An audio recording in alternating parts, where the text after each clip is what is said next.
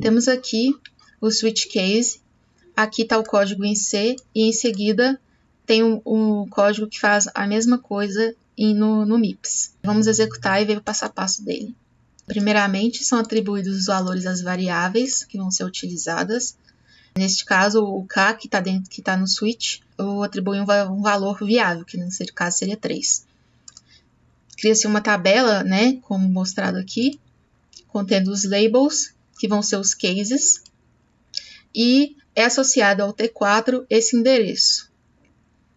O primeiro teste vai ser necessário para verificar se o K ele é maior que 0.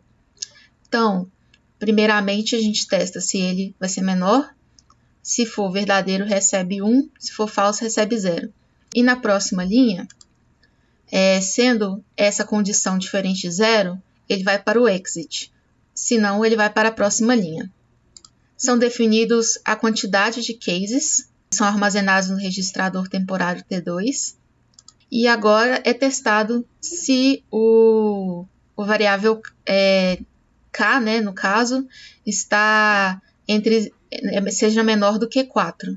Depois disso, se a condição anterior é falsa, ele vai ser destinado para a saída.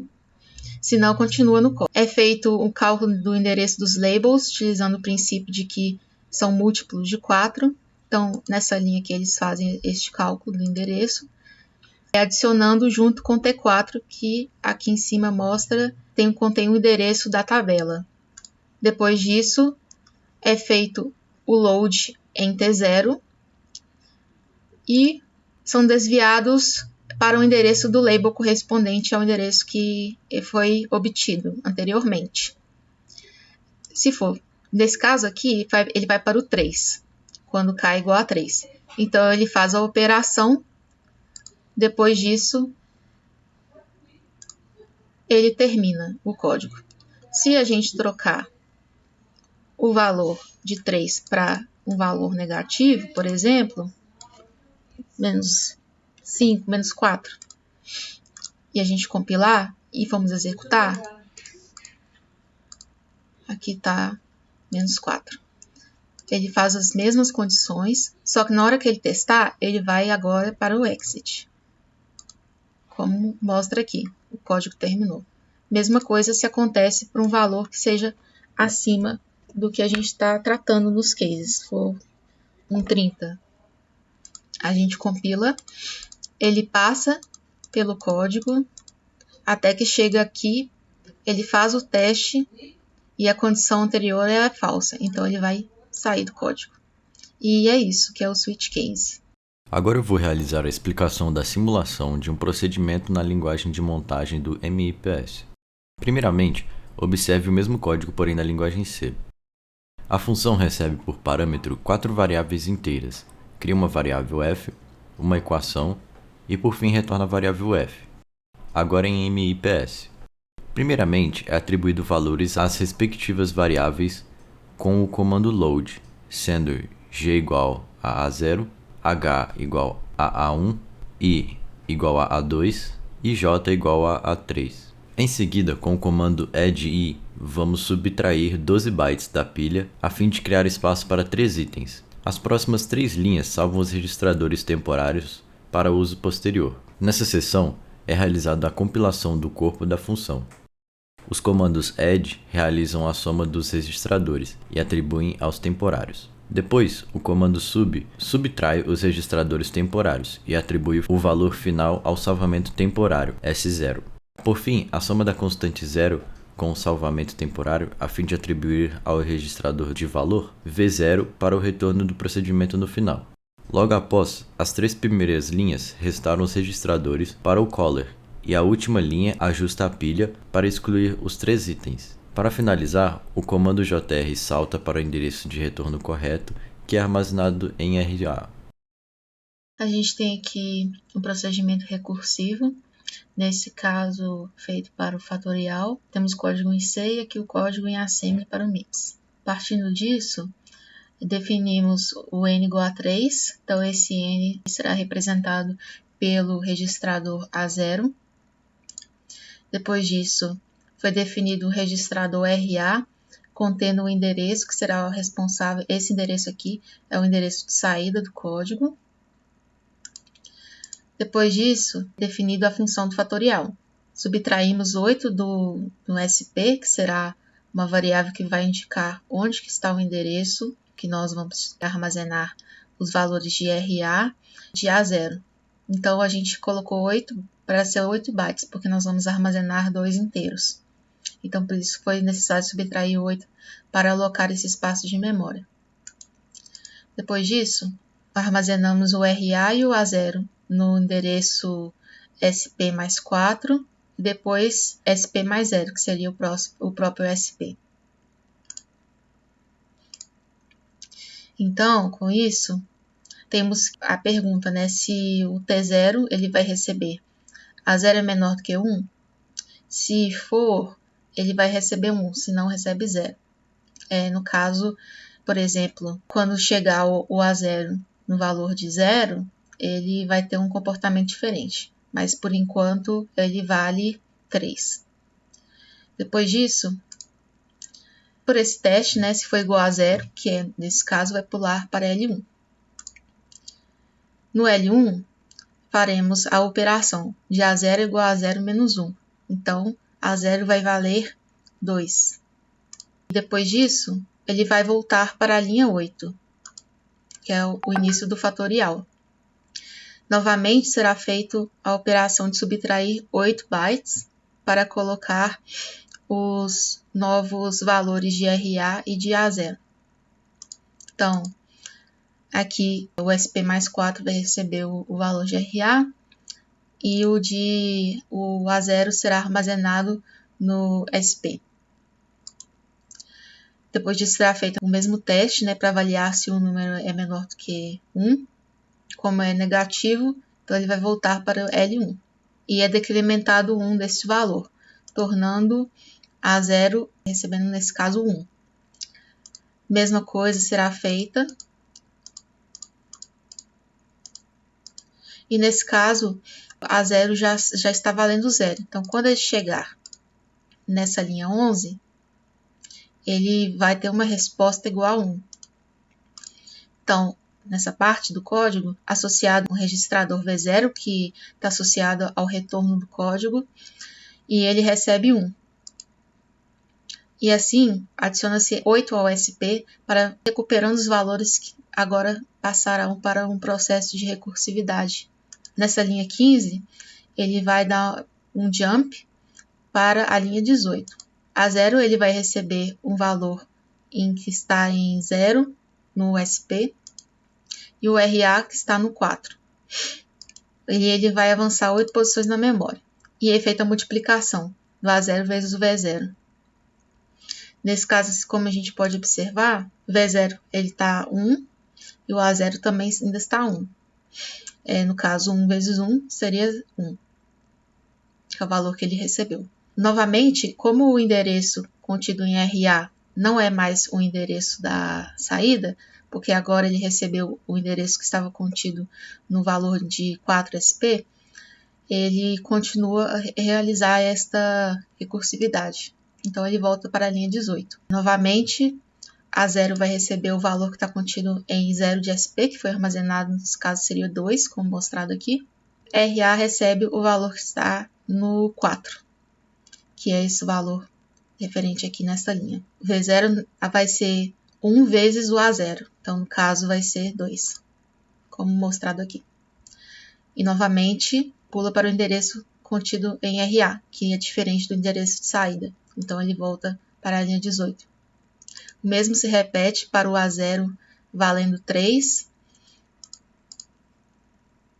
E nesse caso, como o endereço de RA era o endereço da saída, que é esse aqui, como mostrado aqui, 004000050, então ele vai terminar o processo da recursão. E o valor mostrado aqui, como a gente pode ver, para n igual a 3, o V0 retorna um valor igual a 6. E assim finaliza o código. Esse aqui é o procedimento para a cópia de string. Como a gente pode observar aqui no canto esquerdo, temos as duas strings, x e y, em que y será copiado para x. X contém ABC e y DEF. Inicialmente, ambos os endereços base dos arrays de caracteres serão armazenados nos registradores de argumento A0 e A1, como mostrado nas linhas 9 e 10. Em seguida, serão feita uma alocação de memória de 4 bytes referente ao tamanho dessas strings para que possam ser armazenadas. E o valor de i, contido no código em C, será representado pelo registrador S0 e é necessário setar ele para 0 inicialmente.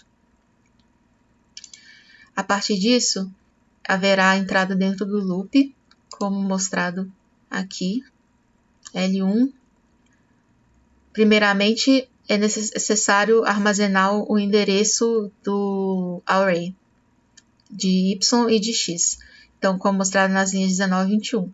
Aqui a gente tem que eles são armazenados no registrador temporário T1 e, em seguida, o valor referente a esta posição. Depois, mesma coisa para o vetor x. Só que, em vez de a gente armazenar o valor dele, a gente vai fazer a sobreposição. Ou seja, vamos pegar o valor contido no outro vetor e incluir na mesma posição referente ao vetor em questão. No caso, se T2 for igual a 0, ele vai desviar para L2, como mostrado aqui. Ou seja, se chegar no final do vetor que vai ser copiado. Então, se chegar no 0, é sinal que é necessário finalizar o código. Mas nesse caso aqui não é necessário. Depois disso, temos o incremento do S0, que corresponde ao i. E assim é feito a mesma coisa para as outras letras aqui da nossa string. Aqui temos modificação do B para E e depois do C para o F. Nessa parte aqui, como a gente fez I mais 1, a gente acaba tendo necessidade de passar de novo para o loop, mas aí tem o desvio. Quando copia o 0 para o 0, depois faz esse desvio para a finalização do código. Com isso, é feita a realocação de memória e finaliza o código. Aqui a gente tem um procedimento para a limpeza de um array. Inicialmente temos o código aqui em C e depois ele em assembly para ser utilizado no MIPS.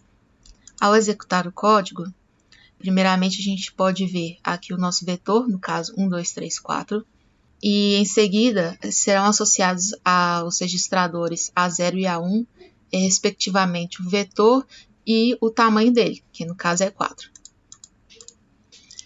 Depois disso é necessário definir qual será o nosso valor inicial para a variável i. Então a gente utiliza o registrador temporário T0 e associa a ele o valor de 0. Em seguida, temos o início do loop, que seria referente ao for na linguagem C, e é necessário, como o array ele tem um valor que é variável, no caso é o i, então a gente precisa fazer um endereçamento em bytes de 4 em 4. Associamos primeiro os dois registradores temporários T0, adicionamos ele ao registrador temporário T1, e depois fazemos o mesmo, que seria a mesma coisa de fazer 2i mais 2i igual a 4i. E adicionamos ele, aqui ele está guardado no registrador temporário T1. Depois disso, é definido o endereço do array e ele é gravado no registrador temporário T2. Assim, o valor 0 será atribuído ao array na posição i. Nesse caso aqui, a gente vê nessa linha 19, ele sendo armazenado no endereço dele, aqui mostrado como 0 e entre parênteses o T2. Depois disso, a gente incrementa o nosso i, como mostrado no código em C, aqui adicionamos ao registrador temporário T0, incrementamos em 1, e em seguida a gente faz o teste do loop para saber se a gente vai sair ou não. Nesse caso, se o T0, que é o I, for menor do que o A1, que é o size, ele vai continuar. No caso, nesse teste aqui, se for diferente de 0, ele continua, que seria verdadeiro. Se não, ele vai sair. Então, continuando o procedimento para os outros valores, a gente tem, como mostrado aqui, o 2 vai passar a ser 0. Continua. O 3 também continua. E o 4 também vai passar vai virar 0. Da mesma forma que a gente fez o teste, nesse caso aqui vai ser falso, porque essa condição aqui vai ser falsa, né? O T0 vai ser igual a 1. E, por fim, como ele é igual a 0, não é diferente de 0, então ele não volta para o loop, ele já sai e vai para a saída. E aí termina o algoritmo. Bom, meu nome é Ana Carolina, vou falar dos ponteiros. A gente usa o ponteiro para preencher todo o endereço do array com 0. Aqui a gente já tem o código em C e aqui o código em assembly. Bom, aqui na primeira linha, a gente já vê que o endereço de array é elevado para P. E aí na segunda linha, a gente tem o size, que é o índice do vetor. Ele é somado com ele mesmo e a gente guarda ele no registrador T1. Aqui embaixo a gente também soma T1 com T1 e ele é guardado também em T1. Isso aqui que a gente está fazendo é endereçamento a byte para o size. Aí embaixo a gente já faz T1 ser somado com o início do array, que é a 0. E aí esse endereço aqui, ele é guardado em T2. Daí a gente vem aqui para baixo e a gente faz com que o 0 seja guardado na primeira posição do array. E aí, na linha de baixo, a gente faz essa última parte aqui do for, que é o P mais P mais 1 ou P mais mais. Só que como a gente está mexendo com memória, então a gente anda de 4 em 4. Aí aqui a gente adiciona 4 ao registrador T0 e guarda no T0. No caso, na próxima linha, a gente faz como se fosse tipo um if. E aí, se o endereço de T0 for menor que o endereço de T2, então T3 vai receber 1. Caso ele não seja menor, aí T3 recebe 0. Aí aqui a gente faz o seguinte: se o T3 for diferente de 0, aí ele vai para o loop de novo e fica fazendo isso aqui. Agora, se ele for igual a 0, quer dizer que o endereço de T0 é maior do que o de T2, e aí ele sai do looping, ou seja, o código acaba. Então, ele vai fazendo esse código aqui até que todo o array seja completado com 0. É isso, obrigada.